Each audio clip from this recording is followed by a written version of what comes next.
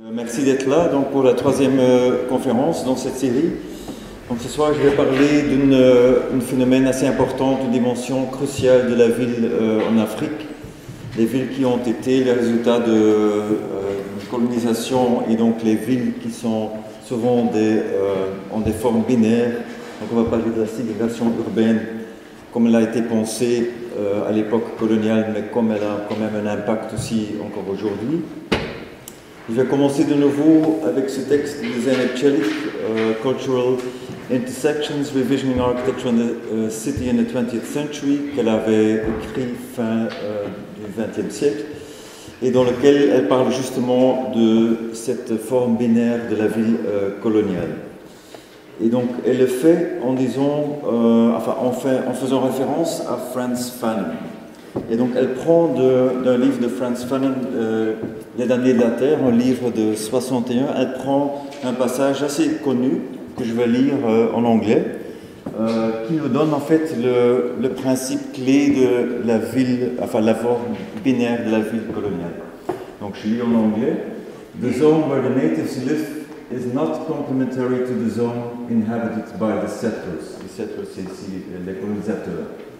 The two zones are opposed, but not in the service of a higher unity. Obedient to the rules of pure Aristotelian logic, they both follow the principle of reciprocal exclusivity. No reconciliation is possible for of the two terms, one is superfluous. Et puis, il commence à décrire les deux parties de la ville. The settler's town is a strongly built town, all made out of stone and steel. It is a brightly lit town. The streets are covered with asphalt and the garbage cans swallow all the leavings, unseen, unknown, and hardly thought about. The settler's town is a well-fed town, an easy-going town. Its belly is always full of good things. Et puis il continue avec la deuxième partie. The town belonging to the colonized people, or at least the native town, the Negro village, the Medina, the reservation is a world without any spaciousness. Men live there on top of each other, and their huts are built one on top of the other. The native town is a hungry town, starved of bread, of meat, of shoes, of light. The native town is approaching a village, a town on its knees, a town wallowing in the mud. C'est un passage très connu de Les damnés de la Terre qui a souvent été utilisé pour décrire cette forme binaire de la ville coloniale. Et Zeynep Çelik, dans son texte, elle fait référence à un plan très connu dans l'histoire de l'urbanisme du XXe siècle, le plan Bus de Le Corbusier, projet qu'il avait fait pour la ville d'Alger entre 1932 et 1941, et qu'elle a lu dans un article assez crucial qu'elle avait publié début des années 90 comme une des formes les plus radicaux d'une ville coloniale. Donc, qu'est-ce qu'elle dit sur le plan Orbus? Qu'en fait, c'est un plan qui a été mal compris par des chercheurs comme Manfred Otafour qui voyaient le plan Orbus comme une sorte de nouvel geste de l'architecte urbaniste qui donnait de la liberté aux citoyens pour co-construire la ville. Et donc elle dit, ce que Tafour a oublié par hasard, c'est en fait on est en train de regarder une construction coloniale dans laquelle la liberté n'appartient qu'à une partie des citoyens. Et que si vous regardez le plan de Le Corbusier, que vous connaissez j'imagine tous, et où il y a cette partie résidentielle sur les collines, il y a un centre d'affaires et un centre de business ici relié avec un viaduc. Elle dit ce viaduc est en quelque sorte la forme la plus radicale d'une coupure entre la ville blanche et la ville noire, donc c'est le zone neutre la plus radicale qui existe. Donc elle a écrit ce plan en bus comme étant presque une sorte d'exemple icône de ce processus d'une ville divisée. Et donc dans son article, et dans son texte, elle nous apprend que cette ségrégation urbaine, souvent, et je vais vous donner des exemples en Afrique subsaharienne de ça, a été accompagnée par un discours scientifique, souvent un discours sur enfin une sorte d'urbanisme sanitaire qui en quelque sorte a masqué son côté colonial. Donc on divise la ville pour des raisons d'hygiène. Néanmoins, à la fin du passage dans son texte où elle explique cette ville binaire, elle ouvre quand même une sorte de parenthèse en disant, voilà, en réalité, la ville coloniale est un peu plus complexe que ça. Ce schéma binaire ne suffit pas pour comprendre cette ville. Et en fait, il faut, entre autres, prendre en compte qu'il existe dans la société coloniale urbaine ce qu'on appelle des middle figures, des gens qui font l'intermédiaire entre le colonisateur et les colonisés. Et donc, dans ce que je vais expliquer ce soir, et donc les exemples que je vais donner, c'est justement ça que je voudrais faire, c'est de montrer à quel point ce schéma binaire est beaucoup trop réductrice pour comprendre les villes en Afrique. Et pour le faire, je vais parler des villes au Congo, donc je vais parler de Kinshasa et Lubumbashi, je vais aussi parler de Djobour, mais je voudrais quand même commencer par expliquer un peu plus en profondeur ce que ça veut dire ségréguer une ville et quels sont les enjeux. Et pour cela, il y a un livre qui est vraiment, que je trouve extrêmement intéressant à ce point de vue. C'est un livre qui est publié en 2012 de Carl Nightingale, qui est un urban historian, comme on dit, donc un des chercheurs proéminents dans ce domaine-là. Et donc il a écrit un livre qui s'appelle Segregation, A Global History of Divided Cities. Un livre très ambitieux dans lequel il nous donne une sorte d'histoire longue sur la ségrégation urbaine comme phénomène, en nous apprenant qu'il ne s'agit pas du tout d'un phénomène qui est limité au XXe siècle, loin de là, donc il commence très très tôt, et puis il explique comment ce phénomène s'est fait. Mais ce qu'il fait aussi, et donc dans le sous-titre vous voyez le mot A Global History, donc ce qu'il veut montrer surtout, c'est qu'on est en train de regarder un phénomène qui apparaît de partout dans le monde et surtout au XXe siècle fait partie d'une sorte de shared culture. Donc on est en train de regarder quelque chose qui se discute entre des experts et se discute sur le plan international. Et le livre de Nightingale est intéressant parce qu'il nous montre que pour ségréguer une ville, on a en fait besoin de trois niveaux d'acteurs qui sont tous nécessairement impliqués. Donc si un niveau manque, ça devient extrêmement difficile de ségréguer une ville. Tout d'abord, il faut avoir un gouvernement, donc un État ou des autorités locaux, qui ont envie de ségréguer les villes. Donc c'est un choix politique. Donc ça, c'est la première chose. La deuxième chose, on a besoin d'un réseau d'échanges intellectuels. Donc ça, c'est le niveau pour Nightingale des planificateurs, des urbanistes et des architectes. Donc des gens qui vont faire les plans, font faire des projets, mais qui souvent font partie d'un réseau international. Et donc je vais vous montrer un exemple de cela lié à cette planning coloniale. Et puis, et ça c'est crucial, donc si vous avez le gouvernement qui est d'accord pour on fait le choix de ségréguer les villes, on a les experts pour le faire, on a besoin des gens qui ont un droit de décision sur ce qui a accès à quelle partie de la terre de la ville. Donc, ce qu'il appelle les institutions linked to real estate industry.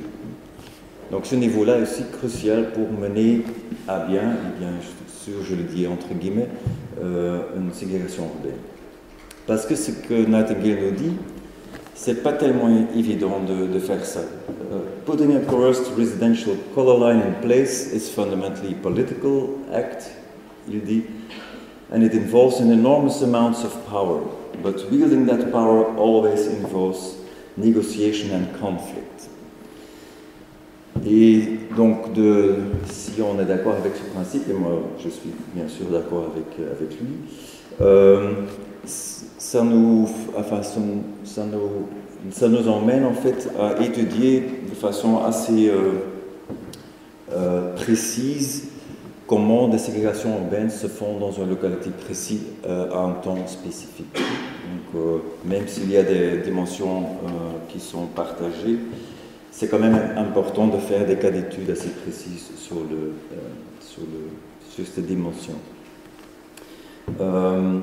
Et donc je pense qu'avec ce genre de livre, on assiste à une sorte de réécriture de ces histoires des villes coloniaux qui ont souvent été par, je dirais, les premiers gens qui ont étudié le planning colonial.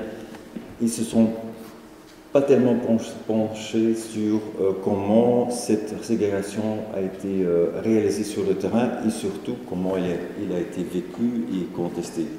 Et donc ce que Karl Nightingale nous apprend, c'est que faire une décision, c'est une chose, mais en fait, on a besoin de toute une sorte de négociation pour qu'une ségrégation urbaine devienne une réalité.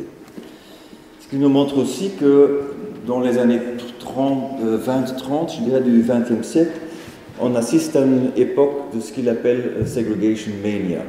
Donc partout dans le monde, on peut penser bien sûr à l'Afrique subsaharienne, mais ça c'est aussi le cas dans le Global South, mais il montre aussi qu'à Chicago, au même moment, on assiste à des processus similaires. Il y a cette segregation mania qui devient une sorte de phénomène global. Et donc, il montre par exemple dans un chapitre, il fait vraiment une sorte d'étude très approfondie sur Djobour, donc la ville en Afrique du Sud, comment la ségrégation urbaine à Johannesburg est liée à la fois à des développements qui se font dans l'Empire britannique, mais aussi qu'on est en train de regarder de très près les pratiques qui se font aux mêmes époques dans les États-Unis et à Chicago notamment. Donc pour lui, Djobour et Chicago sont les deux cas d'études qu'il met en exergue. Donc si on fait un peu les grands traits du développement de ce principe de planning ségrégationniste, on pourrait dire que dans les années 10-20, on assiste à une sorte d'époque qui est gérée par cette idée de sanitation syndrome, surtout en Afrique subsaharienne. Et donc, de quoi est-ce qu'il s'agit? Le sanitation syndrome, c'est un terme qui a été inventé, si vous voulez, par Swanson, qui est un historien du colonialisme en Afrique, et le colonialisme. Et donc, ce qu'il avait dit, c'est qu'on assiste à cette époque-là à une idée que l'Afrique et les colonies sont souvent des tombeaux des Blancs. Donc, il y a vraiment une sorte de degré de mortalité effrayante, et que c'est cette mortalité effrayante et tous les débats qui incitent auprès des médecins, que ça va avoir un impact clé sur les procédés et les pratiques du planning dans les colonies. Parce qu'en effet, il y a toute une sorte de discours qui se développe, que en fait, c'est la population locale, et donc en Afrique, la population africaine, qui est en fait l'origine des épidémies et des maladies. Donc, bien sûr, aujourd'hui, on sait que c'est autre chose.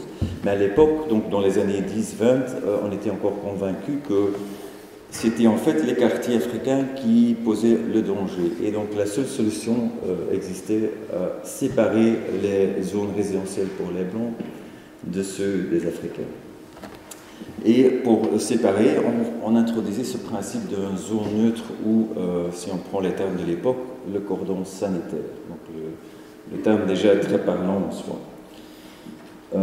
Pour protéger la population blanche contre la population africaine. Et donc c'est assez parlant que Swanson, dans un article où il discute ce phénomène qui se fait à Sénégal, à Dakar, à Sénégal, où en fait on a introduit la ségrégation urbaine suite à une épidémie de peste en 1914, qu'il s'agit en fait d'une sorte de discours inventé, qu'en fait, si on fait la recherche historique précise, que l'origine de peste n'était pas du tout le quartier africain, mais c'était en fait dans la ville européenne que la peste a été trouvée pour la première fois. Mais donc on utilise ces épidémies pour introduire une sorte de planning ségrégé. Et donc, c'est quelque chose qui se fait dans beaucoup de villes, mais dans des formes différentes. Donc, Catherine Kokrivitrovich, que j'ai déjà mentionné plusieurs fois, une historienne de l'Afrique coloniale, qui a écrit pas mal sur la ségrégation. Donc, elle écrit « It would be simplistic to think that residential segregation from the beginning depended on legislation ». Donc, c'était pas toujours une sorte une sorte de planning qui était vraiment ancré dans des lois. Authoritarian colonizations had much to do in complex cities. Cape Town in South Africa, for instance, was for a long time a mixed city, and apartheid had to destroy entire quarters of it, and Johannesburg, to apply its principles. Je vais vous montrer ce qui s'est passé au Johannesburg plus tard dans cette conférence ce soir.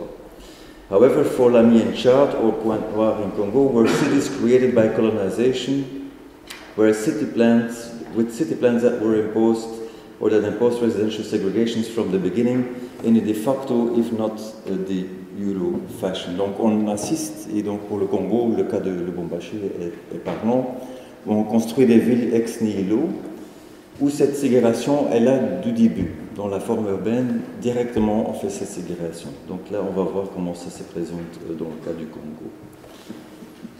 J'ai dit que pour Nightingale, c'est très important d'avoir ce niveau de Network of Intellectual Exchange. Donc en fait, pour le planning dans les colonies, on a un moment clé qui se fait lors de l'exposition internationale coloniale à Paris, 1931. Dans le cadre de cette exposition, qui est en soi un événement assez remarquable, on organise un congrès de l'urbanisme aux colonies et dans les pays tropicaux, donc en 1931. Un premier volume est publié en 1932, un deuxième volume en 1935. Les deux volumes sont assez parlants sur les principes qui sont partagés par les pouvoirs coloniaux. Comme l'Angleterre n'avait pas participé au congrès ni à l'exposition même, on manque un peu le voix des Anglais, mais pour le reste, on a tous les grands acteurs de l'époque. Donc on a les Français bien sûr, on a les Pays-Bas qui est présent, où il y avait des experts qui ont exposé leurs pratiques dans les Dutch Indies. On a la Belgique qui participe avec un monsieur qui s'appelle René Schoentjens, un ingénieur, architecte qui a été formé à l'université de Gand, donc c'est mes prédécesseurs. Donc on a toute une série de gens qui expliquent comment en fait on peut faire le planning colonial dans l'Afrique, mais aussi en Asie. Et donc on se partage des principes. Et donc le principe de cette zone neutre qui fait le buffer zone entre la ville blanche et la ville noire, c'est un principe qui est vraiment ancré dans la pratique à ce moment-là. Et donc on va voir comment ça se présente dans le cas du Congo belge. Donc ça veut dire qu'il y a une sorte de culture partagée. Si on regarde de nouveau le domaine de la historiographie, très longtemps on a eu des recherches qui se sont focalisées sur des pratiques limitées à une colonie précise.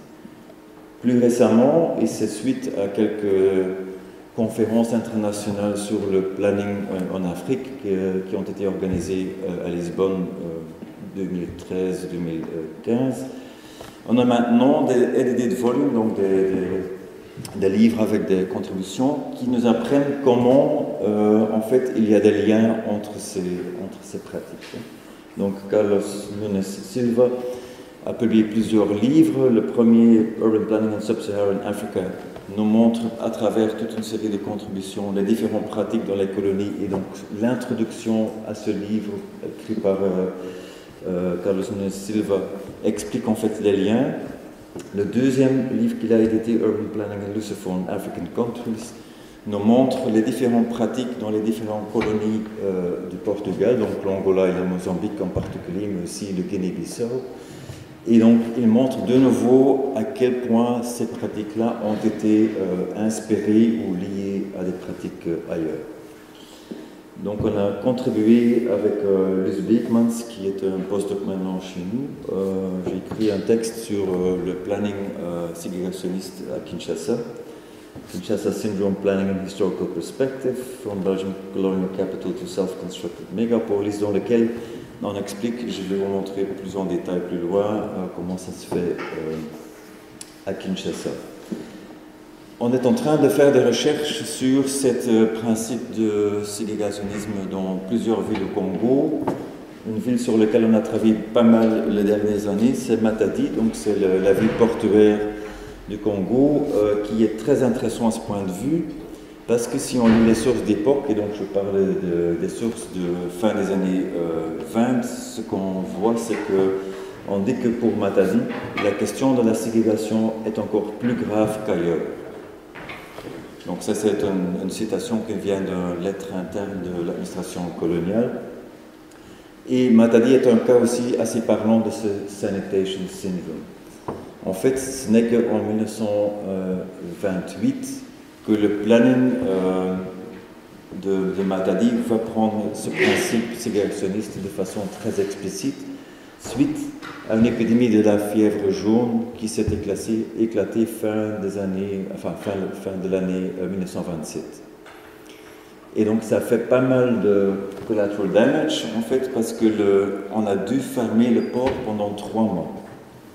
Donc vous pouvez vous imaginer l'impact économique de cet événement-là. Donc on a utilisé cette épidémie pour finalement créer un nouveau plan pour Matadi et vraiment ségréger la ville. Et pourquoi est-ce que Matadi est intéressant? Parce qu'en fait, on utilise la topographie. Donc si on regarde les cartes de l'époque, ce qui est assez fascinant, c'est que en fait, donc on a le fleuve Congo ici. Donc c'est le fleuve Congo qui est là. Donc il y a une grande courbe et puis comme ça on va vers l'océan. Et vous voyez les courbures de niveau. Donc on est là confronté avec une topographie extrêmement accidentée. Plus on a un territoire qui est divisé par un clivage qui s'appelle à l'époque le ravin Léopold. Et donc on va utiliser cette coupure dans le terrain pour ségréger la ville. Donc ce qu'on va faire, c'est toute la mixité qui existait ici, on va garder ça comme le centre-ville. Donc on a le chemin de fer qui va jusqu'à Kinshasa, on a les grandes infrastructures portuaires ici, on a une petite ville qui se développe là. On a déjà un camp de travailleurs sénégalais par exemple ici, des gens qui travaillent dans le port, et donc on va essayer de mettre tous les camps de travailleurs et tous les cités indigènes de l'autre côté du ravin à partir de 1928. C'est assez intéressant de regarder ces plans-là parce que c'est comme il y a complètement de vide ici. Donc les cartes, souvent les cartes coloniaux, c'est très intéressant de regarder les taches blanches parce que souvent ils ne sont pas du tout blanches. En fait, il y a des réalités qui existent là-bas. Donc déjà ici, il y a des quartiers, enfin plutôt informels qui existent. Si on regarde une carte qui est encore plus tôt que ça, donc c'est une carte de début du 20e qui montre les grandes concessions qu'on réalise à Matadi. Ce qui est assez marrant ici, voilà, donc on a cette forme-là, et donc ici on a un village indigène de Kinkanda. Donc on est en train d'essayer de garder, disons, les structures de l'époque, mais on ne les dessine pas, donc ils ne font pas partie de la ville coloniale en soi. Et donc toute cette démarche de ségréger la ville de Matadi, ça donne ceci à la fin des années 50. Donc en fait, on a ici le chemin de fer qui va direction Kinshasa, on a la grande gare de Matadi, on a toutes les infrastructures portuaires qui sont là, centre-ville, et puis ici on a un ravin, et puis on a tout ce développement qui est vraiment le produit d'un planning qui commence en 1928. Et donc ça c'est le clivage qu'on utilise. Donc un ravin qui existe, qui aujourd'hui est un endroit assez particulier dans la ville. Et donc le zone neutre est soi-disant le cordon sanitaire. C'est bien sûr pas du tout un cordon sanitaire parce qu'on a de l'eau stagnante pendant pas mal de l'année. Donc quand on lit les archives de l'époque, donc les archives de fin des années 30, on comprend bien qu'on assiste à un cordon sanitaire extrêmement problématique, infesté par des moustiques qui sont alors éradiqués par des gens qui descendent dans le ravin avec du pétrole, jettent du pétrole dans les eaux stagnantes, ils les mettent en feu en essayant de détruire les origines linguistiques. Donc une ville qui, au niveau des limites du planning colonial et donc du problème, qu'est-ce qui se passe si vous essayez de projeter un modèle théorique sur un terrain qui est en fait pas très apte pour recevoir un développement urbain. Matadi est un cas extrêmement parlant. Et donc on pourrait dire que cette obsession avec le sanitation syndrome montre ses limites de façon extrêmement claire si on regarde Matadi. Dans les années, deuxième moitié des années 40, donc juste après la Deuxième Guerre mondiale, ce qu'on voit, c'est que ce sanitation syndrome discours diminue, mais les pratiques restent presque les mêmes, mais il prend une autre sorte de langage, un langage qui est beaucoup plus technocratique et où ce principe de zoning remplace tout ce discours du sanitation syndrome. C'est bien sûr l'époque du développement, donc c'est le moment où le colonialisme comme principe est critiqué par le milieu des Nations Unies, où ça devient de plus en plus difficile pour les pouvoirs coloniaux, la Belgique, la France, l'Angleterre, pour continuer leur pratique de l'époque de l'entre-deux-guerres. Et donc, beaucoup d'entre eux vont lancer des projets de développement et des grands plans de 10 ans, donc le 10-year plans. Donc, on voit ça dans plusieurs, les plans décennales, on voit ça dans plusieurs colonies. Et donc, souvent, ces plans décennales ont pour point focal le logement, l'urbanisme, la santé, l'éducation. Et donc, ça produit une infrastructure massive dans les colonies. Et donc, c'est à ce moment-là que le planning souvent prend une nouvelle envergure. C'est la même chose au Congo. Et donc, on assiste à une sorte de développement de urban surveys, donc des études urbanistiques où on est en train de compiler pas mal de données démographiques, où on fait des master plans pour des villes. Et donc pour le Congo, Luce Beekmans a fait pas mal de travail donc, sur Kinshasa et en comparaison avec Dakar et Dar es Salaam. Et donc où on voit où cet langage technocratique masque en fait le principe ségrégationniste qui existe toujours. Donc ce n'est pas parce que le langage change que la pratique et le principe de ségrégation raciale diminuent, loin de là. Souvent on assiste à une sorte de planning qui ne prend pas en compte les réalités locaux. Donc je vous montre le plan de développement pour Kinshasa de Georges Requier, architecte urbaniste de Bruxelles, qui, à la demande des autorités coloniaux, fait une étude sur Kinshasa et qui projette pour Kinshasa un nouvel plan d'en faire une sorte de capitale impériale de grande allure, mais qui ne prend pas en compte le tissu existant. Donc si vous regardez par exemple tout ce processus ici, donc pour réaliser ce plan-là, il y a pas mal de tissus urbains existants qui doivent en fait déjà partir. Et donc Requier ne tient pas compte du tout de tout ce processus assez compliqué d'exproprier des gens. Il ne se rend pas compte de ce que ça coûte, mais aussi les problèmes de contestation que ça peut susciter. Donc c'est une sorte d'architecture, enfin d'urbanisme d'une page blanche. C'est typique pour l'époque en fait. On trouve ça aussi dans d'autres régions.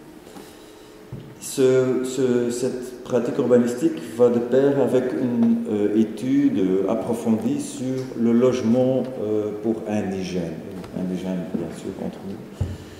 Et donc on voit ça à Dakar par exemple, où on a le SICAP qui fait des grands quartiers à Dakar, mais dans le Congo on assiste à une sorte de pratique d'un côté l'Office des cités africaines qui est instauré pour commencer à faire des logements africains, des nouveaux quartiers dans la périphérie des grands centres urbains au Congo.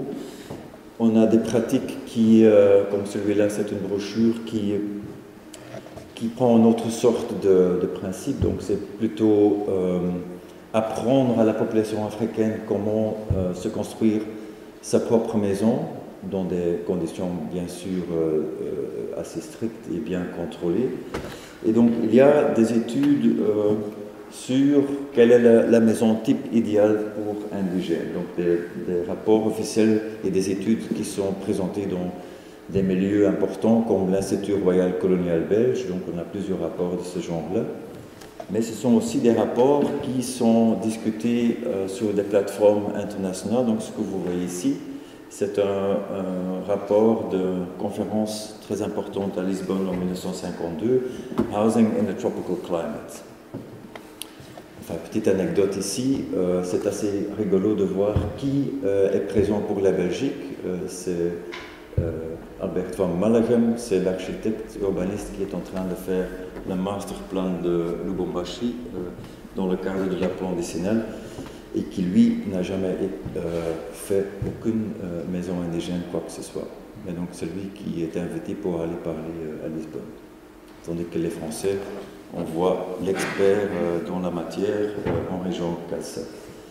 Donc, les Belges sont là, je dirais, pour apprendre et pour, comme si je prends un terme de historien de planning, Stephen Ward, pour selectively borrowing des autres. C'est un peu le principe du Belgian Colonial Policy, on apprend des autres sans trop donner en fait. Et donc ce qu'on voit dans cette pratique du planning dans les fin des années 40, début 50, c'est qu'on est confronté avec une sorte d'explosion démographique dans les grands centres urbains. Donc il y a un exode rural extrêmement fort à cause du travail très intense que la population rurale a dû faire pendant la Deuxième Guerre mondiale. Donc les gens sont en train de quitter les régions ruraux pour s'installer dans les villes. Et donc pour contrer l'émergence des bidonvilles, le planning dans le Congo se focalise surtout sur la construction des villes satellites. Donc on essaie de contrôler la ville en créant des unités de voisinage, si vous voulez, dans la périphérie des villes existantes. Et donc, si on a des plans de fin des années 40 de Maurice Heymans, où il projette ceci, qui en réalité devient alors des lieux comme ceux-là, Lemba, Matete, Djidi, qui existent toujours. Donc, le pratique ségrégationniste ne cesse pas tellement. Il continue, mais il prend un autre langage. Un langage beaucoup plus technocratique, un langage de zone. Ce qu'on voit au moment que le Congo devient indépendant et que les colonies deviennent indépendantes, c'est bien sûr ce principe ségrégationniste cesse. Je vous montre une photo assez parlante, je trouve, d'une publication des années 61, le Paris congolais. Donc la fin des pratiques ségrégationnistes officiellement au Congo, on peut les situer vers les années 58-59. Donc c'est à ce moment-là que les lois extrêmement ségrégationnistes sont de plus en plus éradiquées. Et il y a pas mal de chercheurs qui avaient proposé que ce qui se passe alors, c'est que la ville ségrégée change parce qu'on n'a plus le principe de ségrégation selon des critères raciaux, mais on a une ségrégation sociale qui s'installe. Il y a pas mal d'études qui montrent que ça c'est un peu trop simpliste comme principe, parce qu'on a, et on va le voir plus tard dans la conférence, il y a déjà une sorte de stratification sociale qui s'installe aussi bien dans les villes pendant l'époque coloniale. Il y a une sorte de continuité du planning technocratique qui se fait, mais il prend de nouveau un autre langage, souvent le langage du development aid, donc l'aide au développement, qui devient un peu le cadre dans lequel on voit ce planning s'inscrire. Cooperation, c'est un mot-clé dans le discours. Donc c'est ce que Luce Beekmans a montré dans son doctorat sur Kinshasa, Dakar et Dar es Salaam. Il y a quelque chose comme le cooperation syndrome qui s'installe et où on voit d'autres acteurs qui arrivent sur scène. Donc pour le Congo, ce qu'on a, c'est que les Français remplacent les Belges et donc Mobutu invite les Français pour faire des études urbanistiques. Donc à partir de 65 jusqu'à 75, on aura la mission française d'urbanisme qui s'installe à Kin, qui fait des études extrêmement approfondies et très fascinantes avec des teams interdisciplinaires où on a des architectes, des urbanistes, mais aussi des sociologues, des anthropologues, qui publient des études extrêmement peaufinées pour finalement finir dans un plan de développement pour Kinshasa qui est de nouveau assez technocratique et complètement basé sur le principe du zoning. Et où un des principes qu'on propose, c'est de déplacer et de relocaliser le centre administratif et symbolique du capital du Zaïre, d'un lieu qui était pendant l'époque coloniale ici situé sur le quartier de Kalina pour le mettre beaucoup plus au centre de la forme urbaine. Donc, parallèle à ce principe d'une continuité du planning qui se fait au sein de la mission française d'urbanisme et puis qui sera repris par le Bureau d'études et aménagement urbain à Kinshasa qui existe toujours, on a bien sûr une sorte de croissance informelle de la ville qui s'est fait en dehors de ce schéma formel et où des chercheurs comme Marc Pain et René de Maximi nous ont décrit les dynamiques. Et donc ce qu'on voit, c'est que la forme urbaine de la ville, et ça c'est surtout le cas pour les villes satellites des années 50, elles sont d'un seul coup, comment on dit, comment je dirais, mangées, si vous voulez, par une ville qui est en train de s'éteindre. Donc si vous regardez un peu le principe de la ville satellite des années 50, ce que vous voyez aujourd'hui, c'est un tissu urbain souvent de façon informelle qui s'est complètement, qui s'est installé juste à côté de cette ville nouvelle.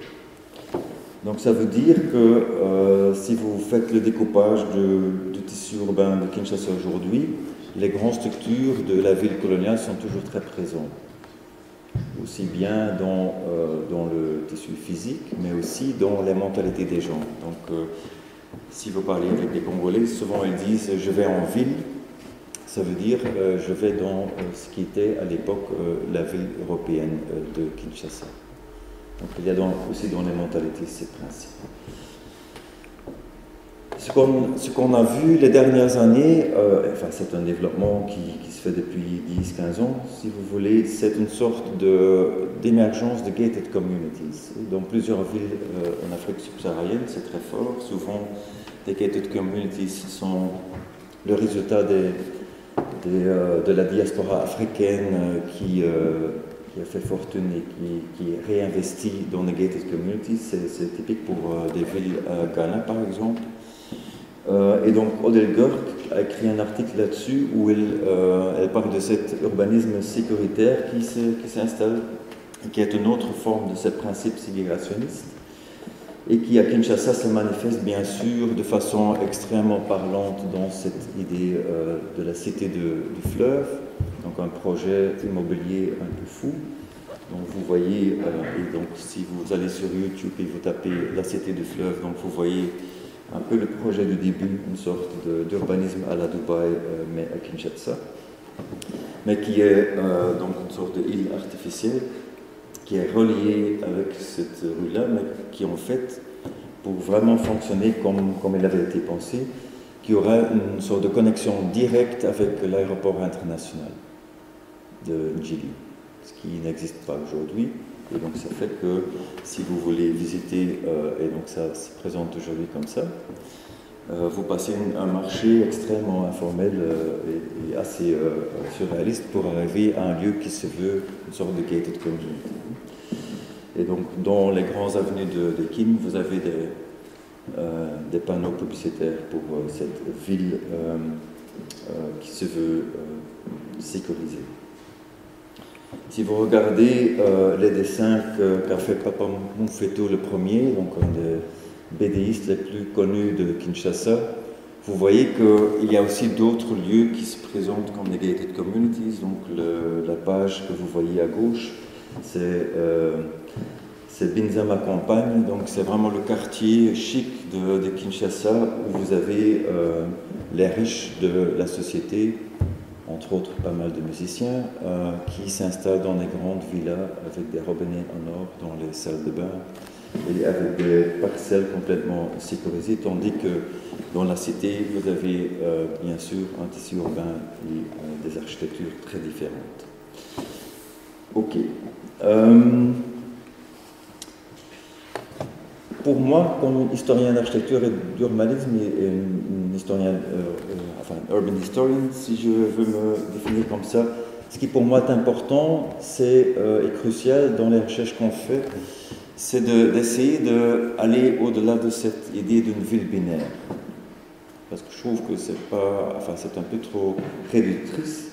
Et donc, on s'inspire pas mal sur des travaux de chercheurs qui, au lieu de regarder le planning comme un instrument clé, regardent aussi comment le planning fait partie d'un art de gouverner la ville coloniale.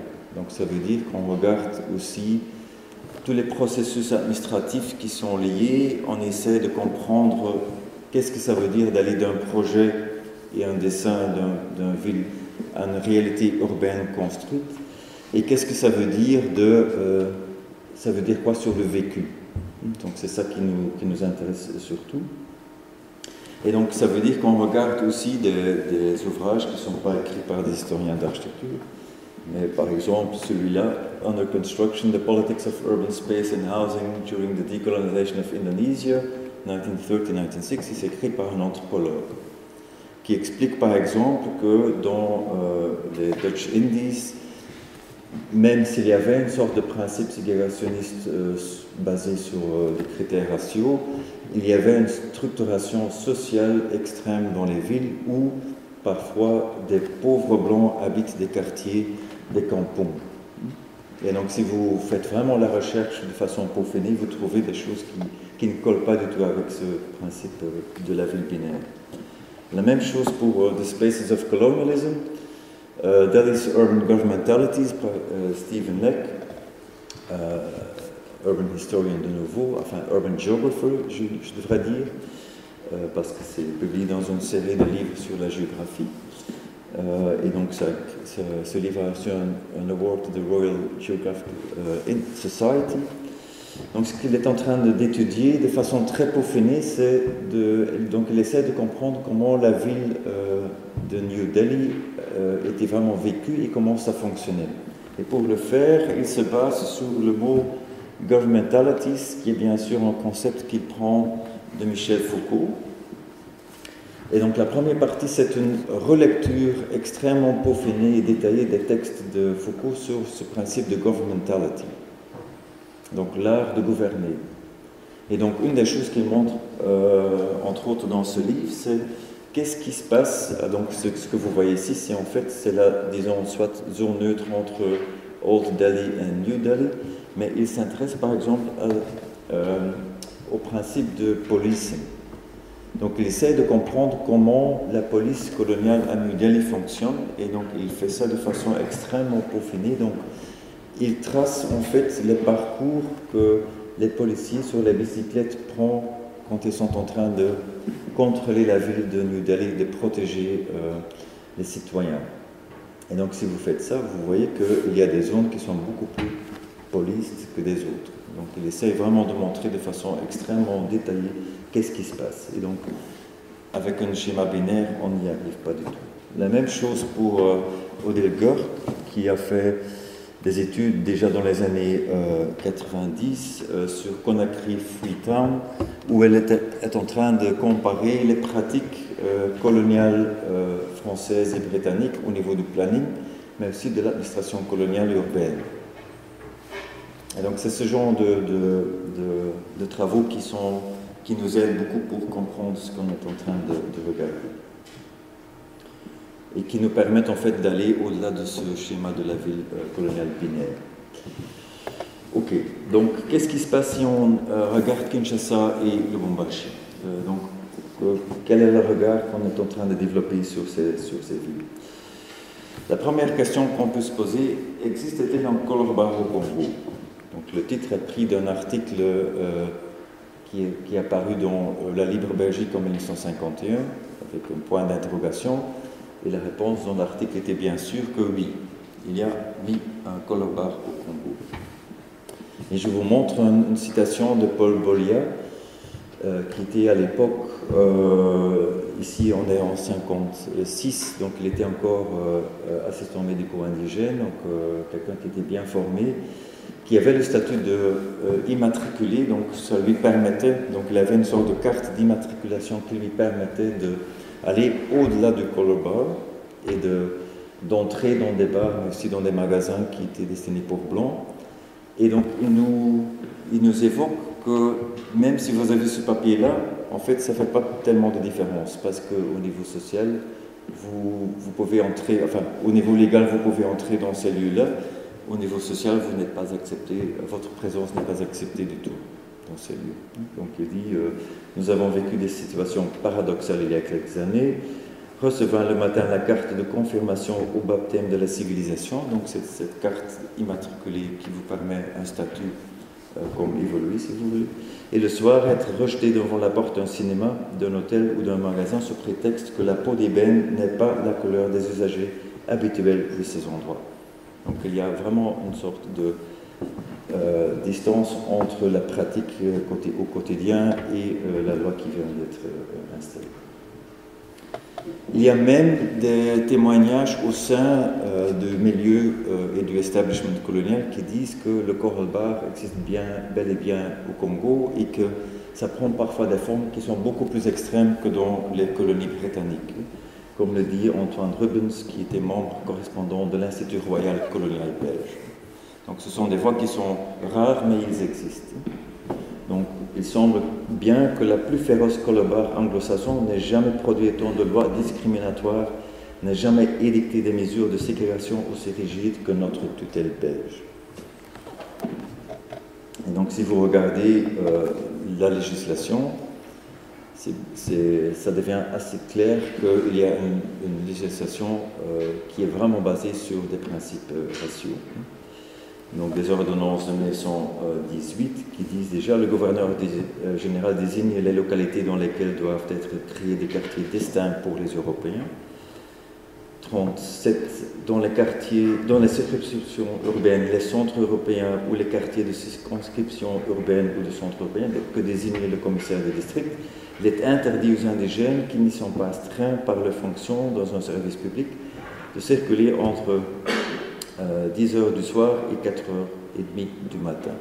Donc pas de présence d'Africains dans la ville blanche pendant la nuit. L'inverse, déjà en 22, la présence de personnes de race blanche dans la cité indigène est interdite à partir de 7h du soir jusqu'à 5h du matin. Et 45, il est interdit d'admettre à des représentations cinématographiques ouvertes ou non au public des personnes autres que des races européennes ou des races asiatiques. Donc le dernier est intéressant parce qu'il y a une troisième catégorie qui entre en jeu. Donc on a les Européens, on a les soit disons indigènes et on a la race asiatique qui est une sorte de container term pour des gens qui viennent de l'Est et qui ont un statut quand même un peu différent. Donc si vous regardez ceci, ce qui est une voiture de train, me dit troisième classe, mais qui a un compartiment pour indigènes et un compartiment pour asiatiques. Donc ce sont des trains typiques qui circulaient dans l'est du territoire colonial. On voit que déjà, les deux catégories ont un confort assez différent. Donc on a des banquettes pour les Africains, on a quand même une sorte de confort supérieur pour la race asiatique. Cet article-là est aussi assez intéressant parce qu'il nous apprend que toute cette pratique ségrégationniste autour de la cinéma prend inspiration des Dutch Indies, voilà, qui a passé plus de 20 ans aux Indes néerlandaises, vient de publier dans le bulletin de Société d'études coloniales une étude intéressante sur l'évolution de l'esprit indigène aux Indes orientales néerlandaises. Et donc, ce genre de rapport va avoir un impact sur la façon dont la politique coloniale belge se développe au niveau de la ségrégation. Mais c'est bien sûr dans la forme urbaine que ce principe de la ségrégation devient la plus articulée. Et donc je vous ai parlé de cette fameuse conférence L'urbanisme-colonie, auquel participe donc Colonise Hunchens, ingénieur architecte de l'Université de Gand, qui entre-temps est membre principal et membre très proéminent de l'administration coloniale et de la service des travaux publics en particulier.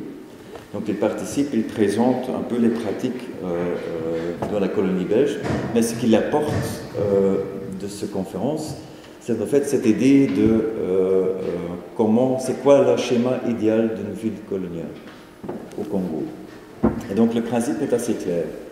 En fait, les villes sont des centres de production économique, parce que la ville est toujours liée d'une forme ou autre à une sorte de lieu de production qui, en soi, est lié à une sorte de réseau de transport, soit le fleuve Congo ou d'autres fleuves, soit des chemins de fer.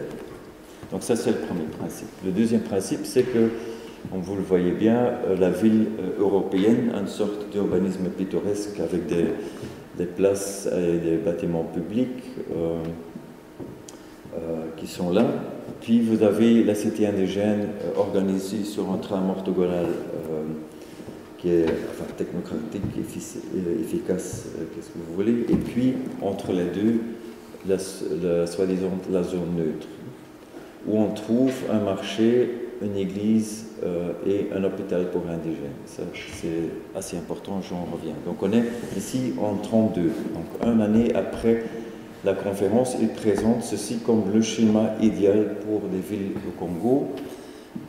Il présente ça au sein de l'Institut royal colonial belge. Donc ça devient un peu le template du planning colonial belge. Donc, comme j'ai participé à cette expo, la mémoire du Congo, le temps colonial, c'est ça que j'ai évoqué dans une section, la section rencontre. Donc, on a fait toute une display autour de ce principe de ségrégation urbaine, parce que je trouvais que ça montrerait très bien ce principe, qu'il existait bel et bien au Congo. Donc, si on regarde comment ça se présente à Kinshasa. En 1923, Kinshasa n'est qu'une vaste plaine poussiéreuse. Donc ce n'était pas en fait une ville comme Lubumbashi. C'était un grand village, en fait 2 villages, et donc toute la raison d'être de Kinshasa, c'est en fait ceci. C'est le point d'arrivée de tous les bateaux qui viennent de l'intérieur du pays avec des ressources naturelles qui arrivent là, qui ne peuvent plus descendre sur le fleuve parce qu'il y a des rapides. Donc on a un point d'arrivée des biens et puis ils sont montés sur des trains qui vont alors jusqu'à Matadi où on les met sur les bateaux pour aller aux métropoles. Le plan urbanistique de Kinshasa à cette époque-là prend cette forme. Deux entités, Léopold-Ouest, Léopoldville-Est. Le premier petit port ici dans un coin du fleuve, et puis le port qui est en train de se développer, une partie qui se développe comme, disons, le centre commercial de Kinshasa. Donc, et entre les deux, une sorte de grand bled, mais relié avec un chemin de fer. Déjà à cette époque-là, on est en train de penser à une sorte de ségrégation, donc le chemin de fer devient un peu la ligne qui fait la distinction entre la ville européenne et les quartiers africains qui sont en train de se développer. On va remettre un peu ces lignes ségrégationnistes un peu plus loin dans les années 30. Mais ce qui est assez remarquable ici, c'est la première photo aérienne qui existe de Kinshasa, donc 1931. En fait, les quartiers africains qui sont en train de se développer ici touchent déjà la ville européenne. Donc ça, c'est 1931. C'est le moment où Hunchens participe à cette expo, à cette conférence à Paris, et où il constate que la réalité urbaine à Kinshasa va à l'encontre de toutes les pratiques qu'on trouve dans les autres colonies. Donc, il dit, voilà, ici, on assiste à une situation qui n'est admise dans qu'une colonie, et donc il faut faire quelque chose. Il faut essayer de réaliser a posteriori une sorte de ségrégation de la ville de Kinshasa. Et donc, bien sûr, il prend son principe, son schéma qu'il a développé, et il va faire une articulation de ce schéma spécifique pour la ville de Kinshasa. Et donc ça se présente comme ceci. Donc ça c'est de nouveau 1932. Donc c'est une sorte de projection sur cette photo aérienne. Donc il faut bien vous imaginer que ça c'est la situation qui existe. Et donc ce que Swinches propose c'est ça. Une zone neutre, mais donc ça veut dire il faut réaliser une sorte de zone non aedificandi avec quelques grandes facilités publiques là-dedans, mais pour le reste c'est un terrain complètement vide. Ce qui est extrêmement difficile à faire parce que ça en fait nécessite de détruire toute cette partie-là, d'exproprier des gens qui sont souvent des commerçants grecs et portugais qui ont leur commerce là-dedans. Ça nécessite de déplacement de certaines fonctions publiques, donc une opération urbaine extrêmement compliquée à faire. Donc si on pense de nouveau à ce que Nightingale nous a appris, que faire une sorte de ségrégation urbaine, ça nécessite tout un travail, c'est tout un effort qui demande pas mal de négociations. Voilà, on a ça de façon assez claire ici.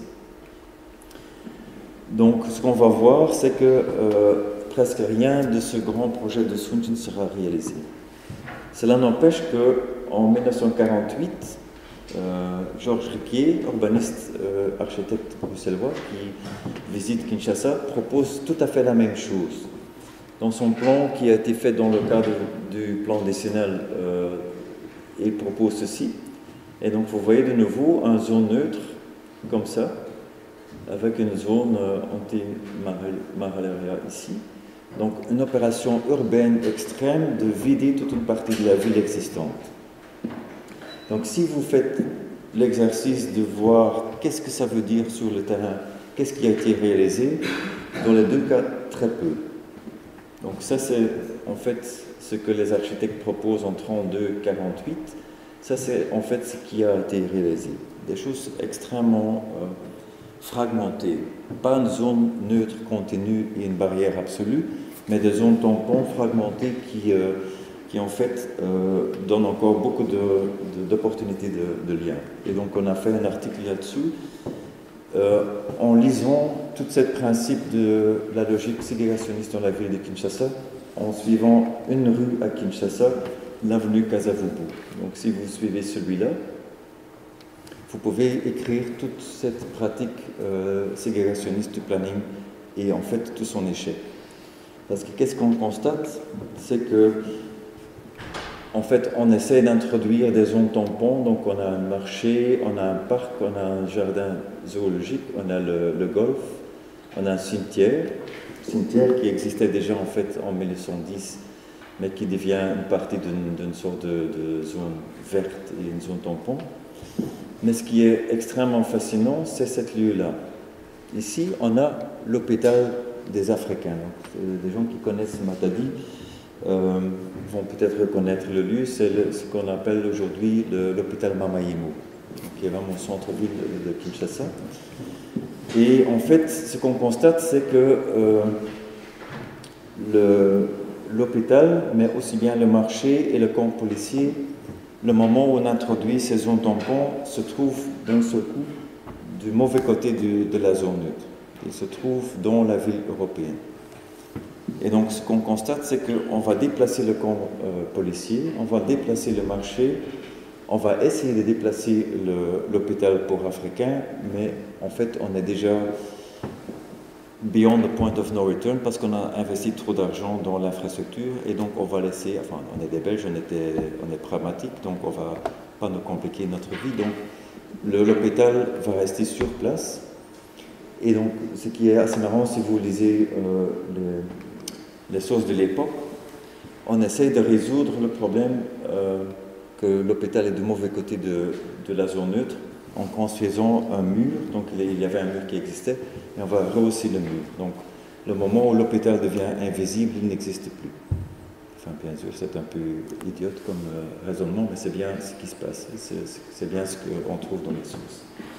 Et donc ça veut dire que en fait toute cette Et donc il faut penser qu'on est vraiment dans l'époque de Sanitation Syndrome. Donc il y a de nouveau une sorte de décalage entre un discours et la pratique en réalité. Si le Sanitation Syndrome était vraiment vrai, enfin la première chose à faire c'était bien sûr de relocaliser l'hôpital pour Africains. Et donc on ne l'a jamais fait.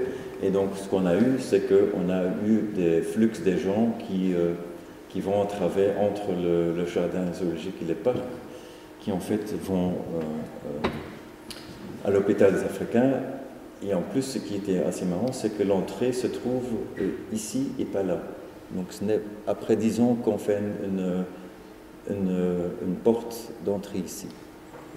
Donc ça montre vraiment le côté un peu idiote du planning. Enfin, moi je trouve ça très fascinant, mais ça montre la différence entre pratique et discours.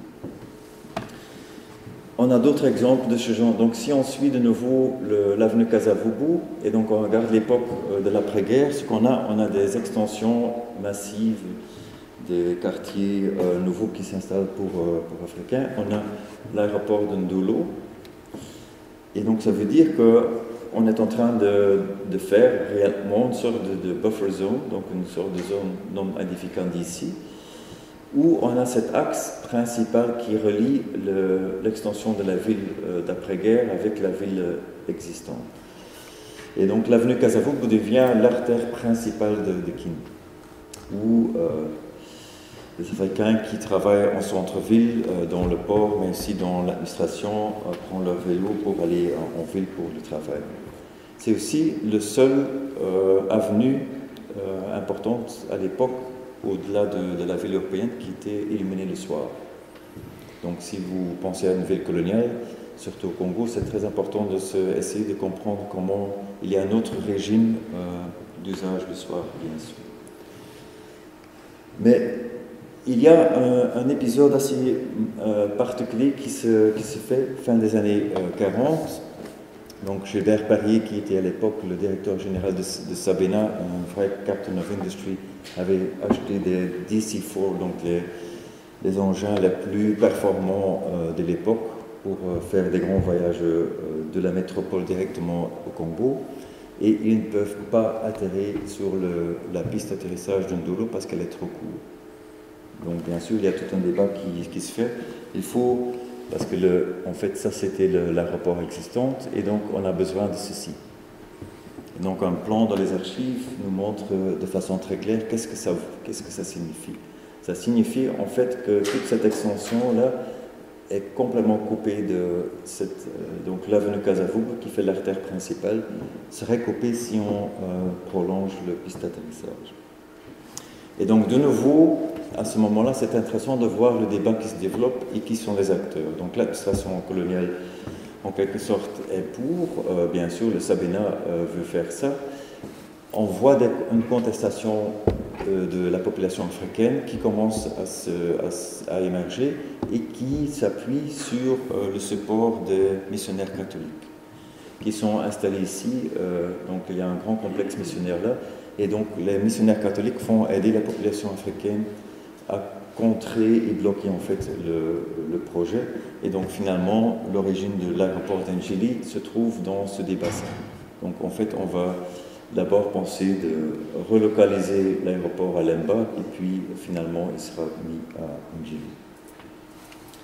Donc ça montre que ce que Nightingale nous apprend, que voilà, c'est ce processus de négociation qui est intéressant.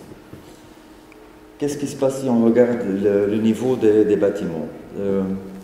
Quand j'ai participé à cette expo en 2005, la mémoire du Congo, j'allais au SIVA et je demandais si je pouvais emprunter ce plan-là. C'est un projet de Georges Aki pour un bureau d'administration. Et donc les gens d'archives disaient oui, mais enfin, pourquoi tu prends ça? Ça c'est quand même beaucoup plus beau. La façade, enfin, c'est un fusain, c'est un très beau dessin. Je dis oui, je comprends, mais en fait ce qui m'intéresse, c'est ce plan-là parce que je m'intéresse à ceci. Donc ce qu'on a ici, c'est cage d'escalier pour Européens, cage d'escalier pour Indigènes. Je dis, je suis là, enfin pour moi le dessin que je veux montrer, c'est comment ce principe de ségrégation raciale se traduit au niveau du bâtiment. Même si on n'a jamais sur les portes écrit « Entrée pour pour Africains, entrée pour Européens, comme on l'a dans le contexte sud-africain par exemple. Je disais, pour moi, ce sont les plans qui sont parlants de ce principe. Et donc c'est pour ça aussi que pour moi, cette photo-là des immeubles Tour Sabina de Claude Laurent sont beaucoup plus intéressants que ceux que je trouvais dans les archives de l'architecte, parce que ça nous remet directement dans le contexte colonial de ces immeubles à la Corbusier, à la Corbusier en fait. Donc cette photo-là m'emmène à essayer de comprendre comment ça fonctionne, une sorte de distribution d'espace d'un appartement moderne à Kinshasa dans les années 50, et comment il y a une sorte d'organisation spatiale qui permet une sorte de négociation avec les domestiques africains.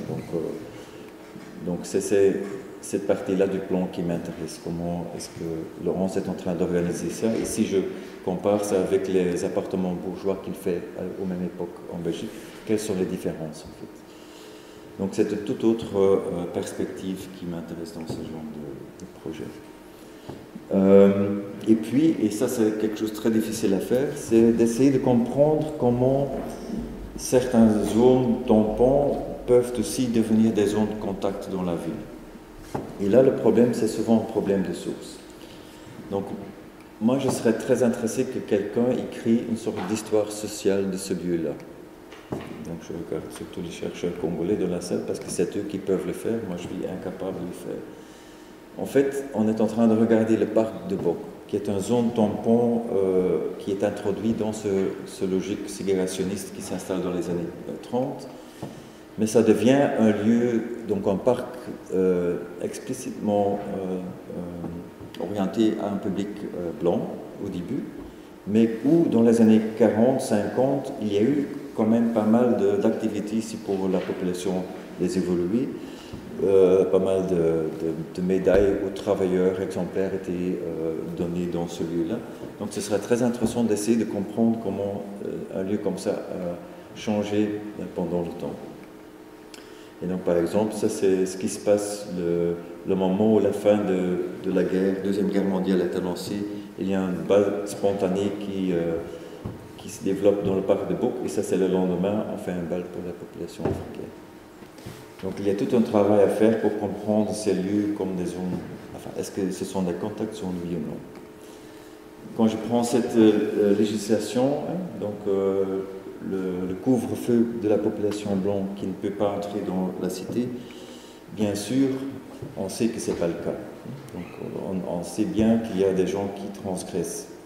Mais là, de nouveau, c'est une question de sources. Donc dans les sources, il faut vraiment aller dans les dossiers sur la police pour trouver des traces, mais c'est extrêmement difficile de trouver des sources visuelles pour cela.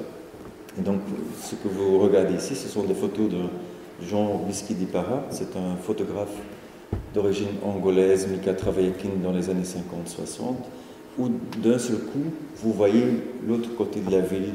Et donc, si vous regardez les photos de Kinshasa, de la propagande coloniale, c'est pas ça que vous voyez, bien sûr.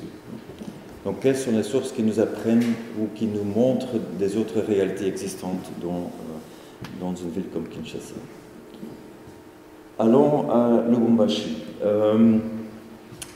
où, pour nous, tout l'enjeu était de comprendre une ville qui, dans sa forme urbaine, semble être extrêmement similaire à ce schéma que Skountjes a développé dans les années 30, mais où, de nouveau, la réalité urbaine est très différente.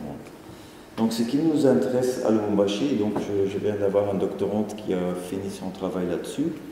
Donc, on s'intéresse à Lubumbashi, non pas seulement comme la ville qui a été construite par l'Union minière et par l'État et par l'Église, on s'intéresse à Lubumbashi par une ville qui est construite par des gens d'ailleurs.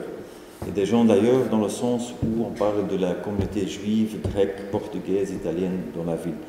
Quel était leur impact dans the making and shaping of the urban landscape of Lubumbashi? Donc ça veut dire que bien sûr, Lubumbashi, oui, ça c'est peut-être l'image clé, et donc on a les trois acteurs locaux, oui bien sûr, mais pour moi, Lubumbashi et la culture urbaine de Lubumbashi est quand même très liée au fait que Lubumbashi a toujours été orienté vers l'Afrique australe, parce qu'il y avait la connexion avec le chemin de fer jusqu'au Cape Town, jusqu'à Lobito en Angola et jusqu'à Beira en Mozambique. Donc ça veut dire que la gare de Lubumbashi, c'est la porte d'entrée pour une population cosmopolite, et non pas seulement belge ou britannique. Et donc, si vous regardez les journaux de la première époque de Lubumbashi, c'est une ville extrêmement... donc il y a les langages locaux, bien sûr, mais on a une culture urbaine qui est bilingue, français-anglais. La plupart des domestiques africains, par exemple, étaient des gens qui venaient de la Rhodésie. On est dans une ville minière qui prend et qui recrute ces travailleurs de régions assez éloignées. Donc pour nous, un document clé, c'était ceci. C'est dans le livre Urbanisme au Congo, donc un livre qui a été publié dans le cadre du plan décennal. On a une planche qui nous montre en tout détail, avec beaucoup de nuances, toute la complexité de la société de Lubumbashi, donc pas seulement des Belges ou des Britanniques, mais aussi des Italiens, des Grecs, des Juifs, même des Russes. Donc tous les éléments se trouvent là, dans ces statistiques. Le moment où on traduit ce schéma dans l'espace, on retombe dans une structure binaire de la ville blanche ici, avec un quartier qui est en train de se développer, de nouveau blanc, donc le quartier Bel Air, et puis les structures de la ville, enfin de la cité indigène, la ville africaine ici, avec le site de l'Union minière et ses camps de travailleurs là-bas. Ce qui nous intéresse, nous, c'est d'essayer de comprendre comment ce schéma peaufiné se réalise dans l'espace. Donc on essaie de comprendre un peu plus, enfin aller au-delà de cet espace binaire. Et donc ça veut dire qu'on s'intéresse à la communauté de pauvres blancs qui arrivent dans les années 10, le moment où la ville est fondée. Il y a pas mal de travailleurs qui viennent de l'ex-Rhodésie, de l'Afrique du Sud, pour travailler dans les mines. Et donc, dans les fins des années 30, le gouvernement belge va essayer d'éradiquer ces gens-là, parce qu'en fait, ils font trop de problèmes. Donc, ils commencent à faire des grèves. Et donc, on va les éliminer de la ville. On a des autres figures intermédiaires, souvent éduquées par les missionnaires protestantes. Et donc, comment est-ce qu'on peut comprendre ça? Donc, ça, c'est la forme urbaine de Lubumbashi. Et donc, en quelque sorte, c'est le schéma typique de Schuntjens. Donc, on a la ville européenne, on a un site de production, on a la ville africaine ici, on a la zone neutre et on a le chemin de fer. Donc, on a un site de production qui est organisé complètement comment Schuntjens l'avait inventé. Et donc, je parcours rapidement un peu les paysages urbains de la ville africaine, les camps de travailleurs, les camps BCK, les plans de la première cité, le Kamalondo, deuxième le Kenya, pardon, avec des maisons comme ceci. Et puis l'OCA va faire un quartier dans les années 50, qui se présente aujourd'hui. On a des gens qui essaient des entreprises belges qui essaient de faire des maisons préfabriquées. On a des expérimentations avec des nouveaux types en béton qui viennent en fait de Dakar. Et dans le paysage de la ville européenne, on a ceci. Donc si on parcourt très rapidement, donc les premiers bungalows, les bâtiments publics des années, fin des années 20, début 30, qu'on trouve aussi dans tout le Katanga. Des maisons type des années 20 qui remplacent les bungalows de l'époque, des villas comme ceci, des bâtiments publics, enfin je vais être un peu rapide. Ok. Donc qu'est-ce qui se passe si on essaie de comprendre cette ségrégation? Comment elle s'installe? Ça c'est le premier plan de Lubumbashi. Et donc ce que vous voyez, c'est la ville européenne et la ville dite des indigènes, tout près. Donc on est en 1910-11. Une ville qui s'est installée sur un terrain nullius, donc il n'y avait en fait pas d'habitation. Bien sûr, le terre appartenait à des chefs coutumiers, mais il n'y avait pas de population qui habitait là-bas. Et donc, ce qui se passe, c'est que dans les années 20, on va éradiquer toute cette partie-là pour faire une zone neutre. Donc, on est en avant de Schuntjens, parce qu'on est en train de regarder ce qui se passe en fait en Afrique du Sud et à Djobour en particulier. On vient de trouver un plan il n'y a pas très longtemps qui montre cette pratique d'expropriation. Et c'est assez marrant parce que ça nous donne pas mal d'infos. Donc en fait, ici, c'est la partie qu'on va éliminer pour faire la zone neutre. Mais si on regarde en détail, on n'est pas du tout en train de regarder un plan de African Settlement ou d'un village des indigènes, parce qu'on trouve des noms belges, on trouve des noms portugais, on trouve des noms italiens. Donc de nouveau, un plan qui nous pose pas mal de questions. On a très peu de contexte à ce document-là, mais ça montre que la complexité de la réalité urbaine à Lubumbashi dans les années 10, c'est autre chose qu'une ville binaire. Ça, c'est le premier plan qu'on a trouvé sur le nouveau quartier de Kamalondo. Donc un truc orthogonal, comme vous le voyez, photo qui montre que même si c'est un terrain nullius, il y a quand même un paysage existant. Pourquoi c'est important? Parce qu'on a des immenses termitières. Donc pour faire le tram orthogonal, en fait, on doit engager entre guillemets bien sûr, des prisonniers pour raser et en faire un tabula rasa et d'aplatir toute cette partie-là.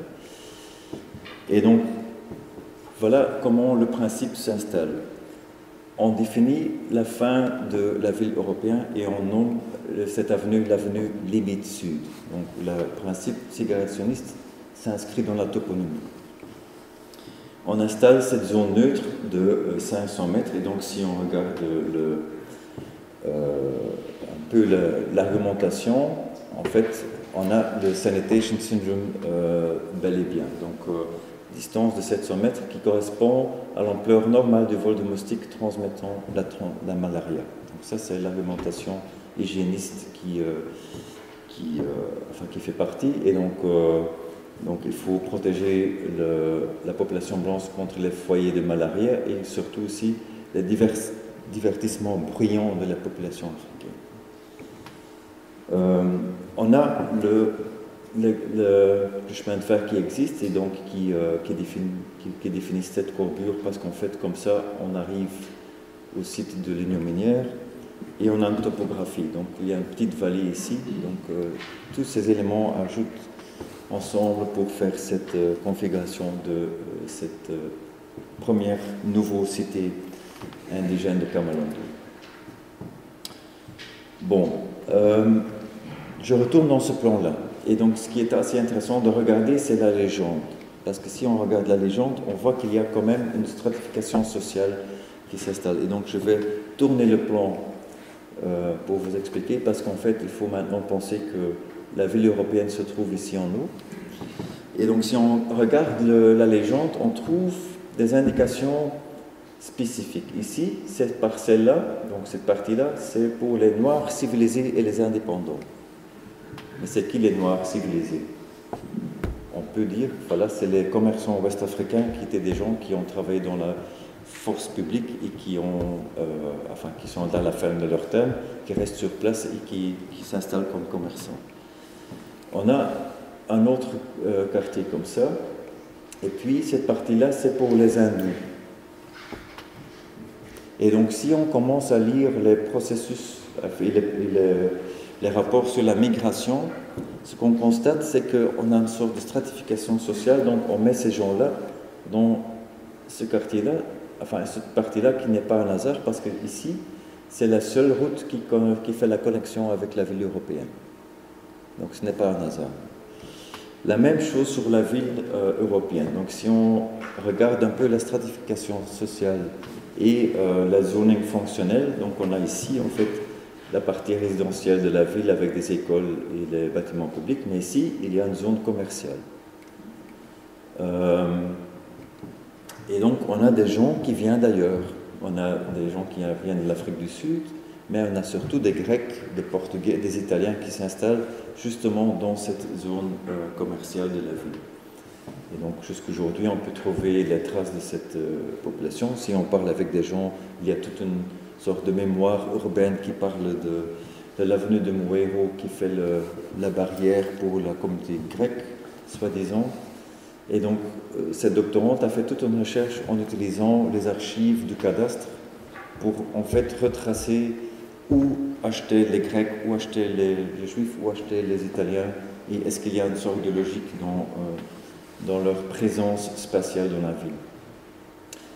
On peut faire la même chose pour un quartier extrêmement intéressant, un petit quartier triangulaire.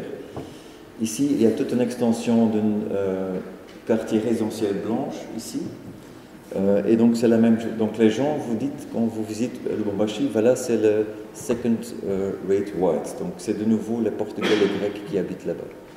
Donc, on peut de nouveau aller dans les archives pour retracer si c'est vrai. Et donc, si on met toutes ces infos ensemble, ça, c'est le schéma qui commence à se dessiner. Donc, ce n'est plus une ville justement binaire, c'est quelque chose où les groupes intermédiaires forment une sorte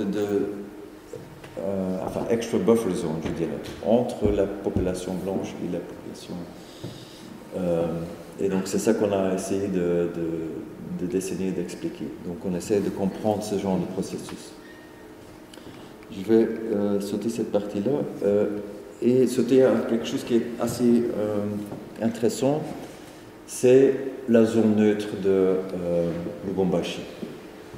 Parce que comme vous avez vu dans le dessin de Swinchens, un des fonctions publiques qui se trouve toujours dans la zone neutre, c'est l'hôpital pour Africains. Et donc, dans le cas de Lubumbashi, c'est bel et bien le cas. Donc, hôpital pour indigènes, donc c'est un plan de 1929. On a cet hôpital-là qui est celui-là. Donc, si vous faites l'exercice où se trouvent les infrastructures hospitalières à Lubumbashi, ça convient avec le schéma. Donc, on a l'hôpital pour blancs ici au centre-ville et celui pour africains dans la zone neutre. Donc, ok. On est dans l'époque d'entre-deux-guerres. Après 1945, les infrastructures sont un peu vétustes, donc on engage des architectes pour faire de nouveaux projets dans le cadre de la plan décennale, donc des projets très ambitieux pour un hôpital pour africains et un hôpital pour européens. Donc les architectes commencent à rêver et font des dessins énormes. Tous les deux ne sont construits qu'en partie, mais ce qui est très intéressant, c'est toute la discussion sur leur site. Donc si on regarde aujourd'hui où ils se trouvent, donc de nouveau hôpital pour africains, oui bien sûr dans la zone neutre, hôpital pour européens, loin, bien loin de cette population africaine, ok, mais si on lit les rapports du comité urbain, donc c'est une sorte d'organe qui discute le futur de la ville, où tous les acteurs principaux sont présents, l'Église catholique, les autorités coloniales, mais toutes les grandes entreprises, il y a toute une discussion qui se développe. Et la discussion qui se développe, c'est vraiment le changement de ce principe du sanitation syndrome. Donc les médecins, en fait, ne sont plus convaincus qu'en fait, il faut faire une séparation entre les hôpitaux pour Européens et pour Africains, parce qu'il n'y a aucune raison scientifique pour le faire. Donc ils sont développés bien au-delà de leur pensée de l'époque de l'entre-deux-guerres. Et donc il y a tout un débat qui s'installe au moment où le docteur Durham, qui était l'inspecteur général de l'hygiène au sein du ministère des colonies, dit voilà, moi je propose qu'on va juxtaposer les deux hôpitaux dans la zone neutre.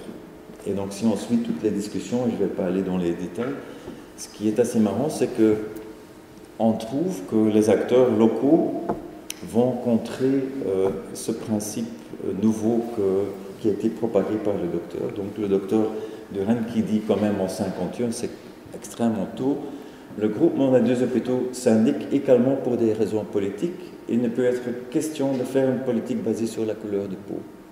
C'est pour le Congo, ça c'est tout. Quelqu'un qui dit ça, et c'est pas n'importe qui. Donc c'est vraiment l'inspecteur général de l'hygiène au sein du ministère des colonies.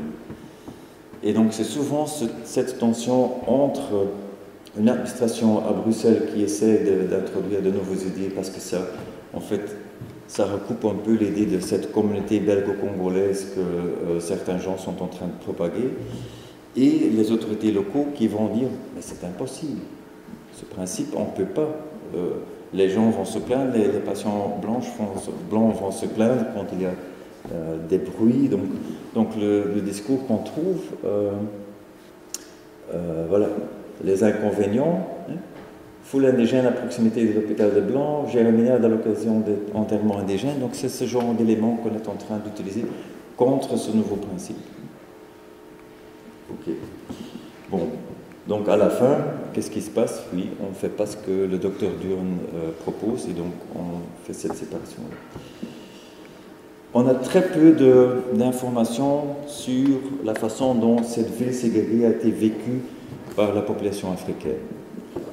Mais pour Lubumbashi, on a un document, le vocabulaire d'Elisabethville, c'est un document écrit par André Jaff, qui est un ancien domestique, qui nous donne un clé d'entrée.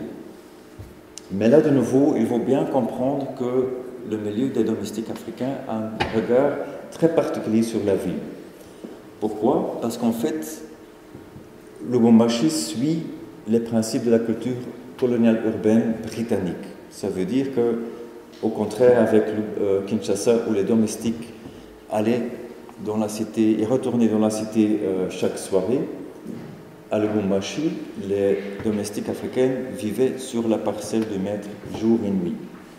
Ils vivaient au fond du parcelle, il y avait une petite cabane qui s'appelait la Boyerie. Et donc, si vous lisez ce document, le vocabulaire d'Elisabethville de Jaff, le paysage urbain qu'il décrit, c'est bien sûr le paysage de la ville européenne. Donc, il parle de l'église, il parle des bâtiments publics, il parle des commerces, il parle aussi des hôtels, des lieux qui sont en fait inaccessibles pour les Africains, sauf parfois les domestiques qui pouvaient y aller pour reprendre quelque chose pour leur maître. Donc, on a dans ce document-là le même paysage urbain qui est décrit dans la propagande coloniale de l'époque. Parfois, les bâtiments qu'il décrit sont décrits comme des points d'orientation pour quelqu'un qui navigue. Donc, ici, il dit où est située la maison de ce blanc, c'est là où se trouve, et ils sont érigés actuellement les bureaux de la police, à proximité de la synagogue. Donc, la synagogue apparaît seulement comme un point de repère. Mais si on fait un zoom sur la parcelle, quelque chose d'intéressant commence à se faire, parce qu'en fait, on assiste à Lubumbashi à une sorte de changement d'une typologie bungalow avec un véranda qui entoure la maison, vers, dans les années 20, une sorte de typologie villa, où on a seulement une pièce extérieure qui s'appelle loggia. Et ça, c'est vraiment lié à une discussion autour de l'usage des lieux, une sorte de comportement différent qui s'installe vis-à-vis des domestiques africains, le moment même où l'épouse blanc commence à entrer dans la colonie dans des grands nombres. Donc ce qu'on a ici, c'est un ingénieur dans une source un peu, enfin c'est vraiment une revue des ingénieurs, hein, ça, donc le matériel colonial. Et d'un seul coup, dans ce revue, on trouve toute une discussion extrêmement fascinante sur l'usage social de la maison. Et donc, où on commence à discuter la véranda comme une sorte de refuge de paresseux, et donc quelque chose duquel on doit en fait se débarrasser. Et donc, il ne faut pas qu'on ait ces vérandas circulaires qui sont typiques pour le bungalow, parce que les Noirs puissent pénétrer dans les chambres occupées par les Blancs, autrement que pour le service, il y a actuellement trop de promiscuité. Un autre monsieur dit la même chose. Et quoi servir alors cette véranda circulaire coûtant très cher et qui est tellement laid, elle ne sert guère au bord.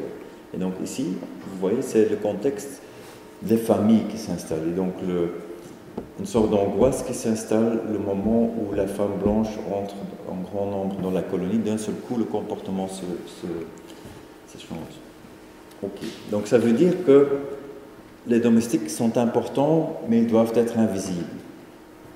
Et donc sur la parcelle, on a le jardin, la maison, on a une petite cabane la Boyerie.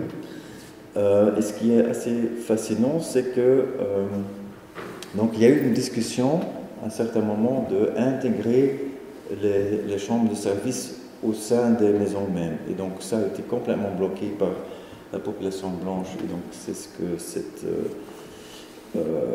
extrait d'un rapport de comité urbain est en train d'expliquer. Mais le vocabulaire d'Elisabethville nous montre aussi le regard d'un Africain sur cette problématique, qui critique cette pratique de loger le boy dans un enfin, dans une cabane extrêmement rudimentaire. Donc, ils nous ont déçus, les maîtres blancs nous ont déçus en nous construisant des niches et nous vivons encore dans des mêmes réduits. Et donc un peu plus loin, il parle de ce problème de privacy que ça pose, de vivre comme domestique avec sa famille et ses enfants dans une chambre. Et donc comment ça donne des situations extrêmement gênantes, tandis que souvent la vieillerie a plusieurs pièces et que le blanc préfère affecter à son poulailler et son clapier au lieu de le donner à son domestique. Ok, donc de nouveau, on est ici dans cette logique binaire. Donc qu'est-ce qui se passe? Donc, parce que là, on est en train d'écrire une sorte d'histoire qui ne donne pas du agency aux acteurs africains. Et donc, il y a quand même une possibilité de le faire si on essaie de regarder ceci. Et donc, on a écrit un petit article, Navigating of Radar, qui parle justement de qu'est-ce qui se passe si on regarde cette structure originale de tissu urbain de Lubumbashi, où on a les grandes avenues qui sont une sorte de structure orthogonale dans la ville, mais où on a aussi une deuxième structure qui est celui-là, celui en rouge, une sorte de petite ruelle sanitaire qui était utilisée par les domestiques pour déplacer tous les déchets de la maison d'une façon invisible. Donc il y a une sorte d'obsession avec tout ce qui peut nuire l'image de la ville propre a été repoussée dans les villes coloniales. Et donc ça veut dire qu'il y a une sorte de circulation qui permet de faire ça de façon invisible. Donc si la propagande nous montre, visuelle nous montre cette idée-là de la ville de Lubumbashi, en réalité on a aussi des espaces comme ceci. L'arrière-côté de la ville. Des petites ruelles sanitaires qui sont en fait derrière, au fond des... Et donc, ce qui est assez fascinant, c'est que c'est le moment où on n'a pas encore des égouts. Hein, donc, les domestiques utilisent ça pour, par exemple, aller chercher de l'eau. Donc, ici, vous avez une vue de 1911. Et donc, vous avez des jeunes domestiques qui sont en train de prendre de l'eau à une fontaine et puis vont aller avec leur réservoir sur l'eau. Ils vont aller prendre les ruelles sanitaires. Mais donc, dans les années 20, de nouveau, et on trouve ça pas dans des dossiers de service public, mais souvent dans d'autres fonds, dans les archives, on trouve toute une discussion autour de problèmes policiers que ces ruelles sanitaires sont en train d'imposer.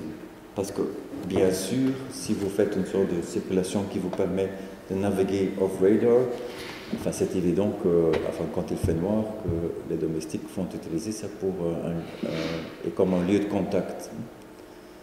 Et donc, on se rendait compte, après 10-15 ans, qu'il y avait vraiment un problème policier qui s'est posé parce qu'on ne pouvait pas du tout contrôler ces lieux-là. Et donc, on a essayé d'éliminer ces ruelles sanitaires en vendre les surfaces à des habitants qui habitaient là-bas. On est dans la fin des années 20, c'est la crise mondiale économique, donc il n'y a personne qui a de l'argent.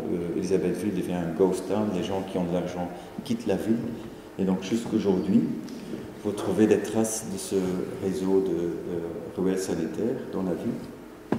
Donc on a fait des dessins, Fassam qui est là, dans la salle, il a fait des dessins comme ça.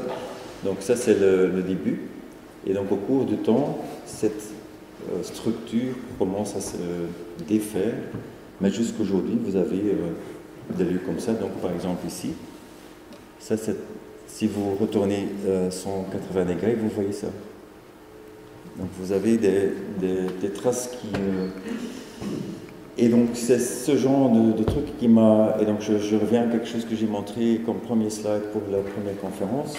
Donc c'est ce genre de recherche qui m'a vraiment fait comprendre que ces murs-là sont vraiment ce qui est vraiment fascinant à Lubumbashi. Donc pas seulement dans la ville, centre-ville, mais aussi dans les nouveaux quartiers. Parce qu'en fait, il y a une pratique qui s'appelle la pratique de cas trichés. Et donc on peut comprendre les murs pas comme des barrières absolues, mais comme des comme des infrastructures qui permettent la négociation. Mais ça, on se rend compte seulement le moment où quelqu'un vous apprend les codes pour lire les murs. Et donc, moi, je suis entré, la première fois que j'étais à Lubumbashi en 2000, on est entré dans des villas qui étaient en fait des bars, mais où il y avait des petits codes sur les murs qui vous disaient, en fait, là-dedans, il y a ce qu'on appelle une ganda. Et donc, il faut vraiment avoir quelqu'un qui vous apprend ces codes-là pour comprendre les murs comme des lieux de négociation. Donc, je vous montre un exemple assez particulier à Lubumbashi, qui est très lié à Picha, donc l'association culturelle qui a été fondée par Sami Balochi et Patrick Modikarisa. En fait, le Picha a été né dans ce bar-là, le bar Rosamina. Mais ce bar-là se trouve au milieu d'un bloc. Donc, ça, c'est Rosamina se trouve dans ce bloc-là. Enfin, moi, je n'étais pas conscient qu'il y avait un bar là-bas. Donc, en fait, il faut faire tout un parcours. De nouveau, on a fait un dessin. Et donc, ce qui est intéressant ici, donc ça, c'est l'entrée qu'on prend. Ici, il y a le bar Rosamina. Donc, c'est vraiment un lieu complètement à l'intérieur d'un tissu urbain. De l'autre côté, il y a le palais de justice. Donc les gens se donnent rendez-vous là-bas pour régler une affaire avec les gens qui travaillent au sein du palais de justice. Et donc il y a cette pratique de quatricher, de prendre les courts circuits dans la ville, mais qui est impossible de connaître si on ne fait pas l'observation du terrain, mais aussi si on ne fait pas la recherche très peaufinée du tissu urbain. Et donc c'est ce genre de truc qui commence à m'intéresser, qui rentre un peu plus, je dirais, qui donne plus de vécu sur cette discussion autour de la ville ségrégée. Parce qu'est-ce que la ville est ségrégée? Oui, bien sûr, mais ce genre de pratiques ne sont pas nouveaux, ce ne sont pas seulement des pratiques d'aujourd'hui, ce sont des pratiques qui existaient aussi à l'époque. Et donc, dernière chose, donc dans un workshop sur l'architecture qu'on a fait avec Sami et Patrick en 2013, un écrivain, Albert Kapanga, nous emmène à ce lieu-là, dans une rue assez chic, où toutes les parcelles sont en fait clôturées par des murs comme ça. Et donc cette maison-là était complètement vide et en ruine, parce que c'était en fait une maison hantée. Et donc personne n'y allait, parce qu'en fait tout le monde était convaincu que entrer et traverser ce ligne-là, c'était jouer avec son vie. Ben donc ça, de nouveau, ce sont des choses qui peuvent se développer, ces genres de connaissances en collaboration. Ok, il est 8h15, donc je ne vais pas parler de Jobu, je vais juste montrer une photo. Et donc il y a tout un truc à dire sur Jobu, World Class African City, mais ça serait pour une autre chose, une autre conférence, il y a beaucoup de lectures là-dessus, donc je ne vais pas vous ennuyer avec ça. Ok, je vous remercie.